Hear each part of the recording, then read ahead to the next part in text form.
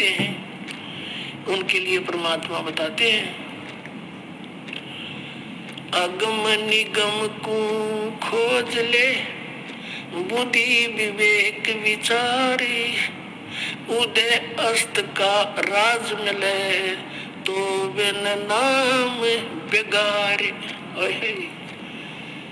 पुण्यात्माओं, आप इस मार्ग से परिचित हो जाओ शीघ्र से शीघ्र, नहीं तो आपका अनमोल जीवन नाश हो रहा है। काल की भूल भुलैया में परमात्मा कहते हैं झूठे सुख को सुख कहे यू मान रहा मन बोध, जो सकल जमीना काल का कुछ मुख में कुछ कोद। एक व्यक्ति का पोता होया, पुत्र प्राप्ति हुई, उसकी खुशी मनाई, 10-12 गांवों को खूब भोजन कराया, भीड़ शराब स्वरूप पिलाई, ठाठ किए, खुशी मनाई है। और अगले वर्ष जन्मदिन मनाने से पहले ही मर गया पोत्र। अब टक्कर मार रहे हैं, अब मना लो खुशी, जमा लो 12 गांव में। परमात्मा कहते हैं झूठे सुख को सुख कहे यू मान रहा मन बोध, ये सकल जमीना काल का कुछ मुख में कुछ कोद। इस काल भगवान को सर पुरुष को श्राप लगा हुआ है 1 लाख मानव शरीरधारी प्राणियों का नित आहार करने का।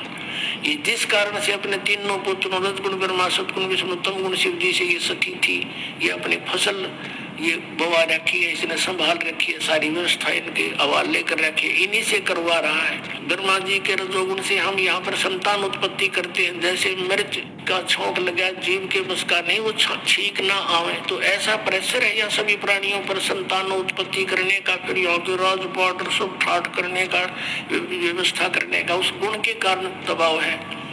फिर सती थी मोह ममता, ये विष्णु जी के अंदर से निकल रहे सतोगुण के प्रभाव से।